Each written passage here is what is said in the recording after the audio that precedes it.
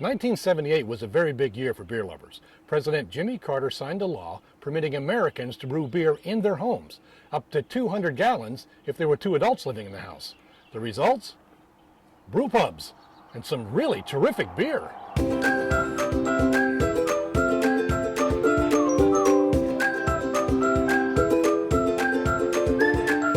So I'm with Chris Schell, brewer for Hood Brewery. How you doing? And all right, so you're also connected with home delivery pizza. Tell me about that. What is the relationship? Yeah, we're the brew pub for the home delivery pizza restaurant family. When you went to college, you were probably a chem major or maybe biology major, learning about ingredients and mixing stuff all day. What did you study when you were in college? I actually studied bioanthropology. I was researching chimps and skeletons and cool stuff like that. But this says something about the clientele that he has. They have an environmental campus out in the woods, so Nice. I was kind of secluded, and it gave me the opportunity to kind of brew beer in my own little cabin, away from the prying eyes of So you had your own cabin. RAs, and You yeah, would brew beer as a student. Yeah. And how old were you then? I was 21. Okay, we'll go with that. I've noticed, in fact, I've gone on your webpage and looked at your Facebook and different things. I've seen pumpkins. I've seen a lot of berries. In Chili fact, I saw one of these peppers, chili chocolate. peppers. Chocolate. Look at that. That's Fruits and veggies. Exactly. All right. So what is the most bizarre ingredient you've ever used into a beer? Maybe it failed. Ever? Ever. Tree bark? Tree bark. I guess. This must have been back in the cabin days. Yeah. I just thought I was going to get more out of it than I did, or at least better. Okay. So today what are we brewing today? We're going to be brewing a Bowls IPA. So we're up here on the scaffold with Caleb. He's our assistant brewer. Yep. And he's going to be mashing in for us today. We're going to put in 280 pounds of malted barley, wheat, and flaked oats for the Bowls IPA. Caleb is mixing malted barley, wheat, and flaked oats in with hot water.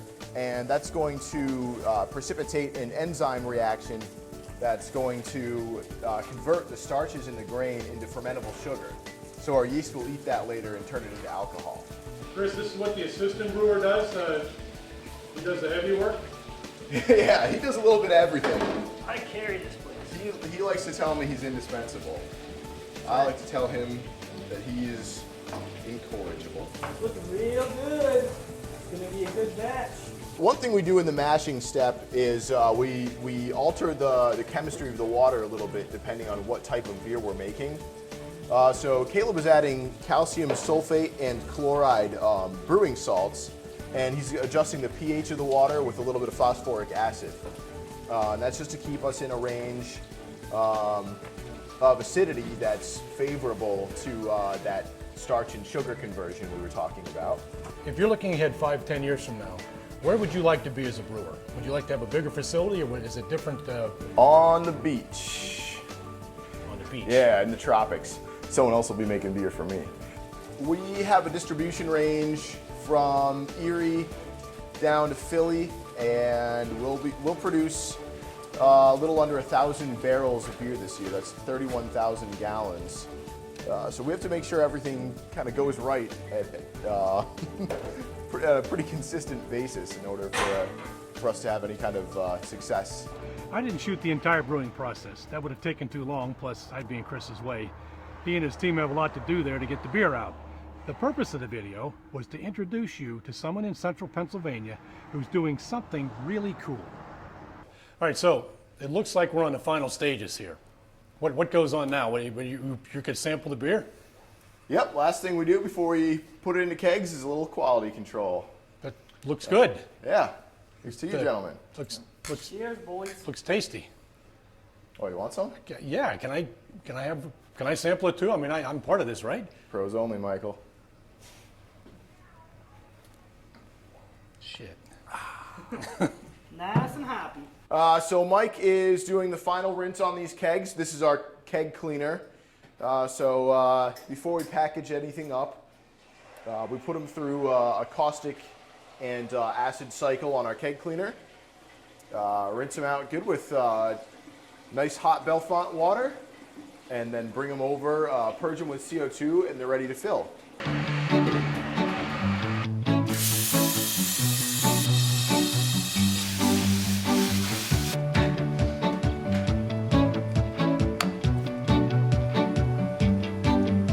Chris, thank you. Well, thank you, Michael. This was cool being in here. Yeah, I love your had a beer. blast. And you're a real pro, not only making the beer, but on camera. You do a good job. I wish we could change the tasting procedures here, but I understand that you guys need to taste that product before your customers do. So Well, next time maybe. was there anything else, any other beers that we can look at coming up in the future, in the near future, like maybe a seasonal beer for this summer? We have our peach wheat coming out this week, and our summer double IPA will be out in late May. So come on down, give it a try. And, Peach. peach wheat. That's got to be awesome. Oh, We'll it do is. that. Yeah. Come on down. Robin Hood has roughly 15 beers they consider their core beers. You can get those almost any time at either the Bellfonte or State College location of home delivery pizza. But add to that the seasonal beers that Chris brews, and maybe the stuff he's just trying out, and you've got dozens of choices when you come to home delivery pizza. And you got to try some of them. Not bad for a guy that majored in anthropology. My favorite Robin Hood beer would be the Bulls IPA, for sure. My favorite Robin Hood beer is the Bulls IPA. This beer is a good combination of fruity and the traditional IPA bitter aftertaste. I am drinking a Fire Top by Nitro. Really good, creamy, nice and smooth.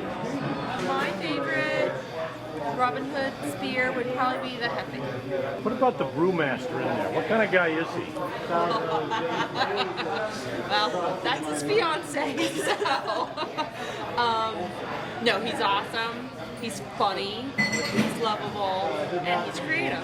Corey knew him before I did, and he was Brewer Chris, but he wanted to be called Handsome Chris. And I still have him in my phone as Handsome Chris. It's a myth that we get to drink and eat whatever we shoot. It doesn't happen.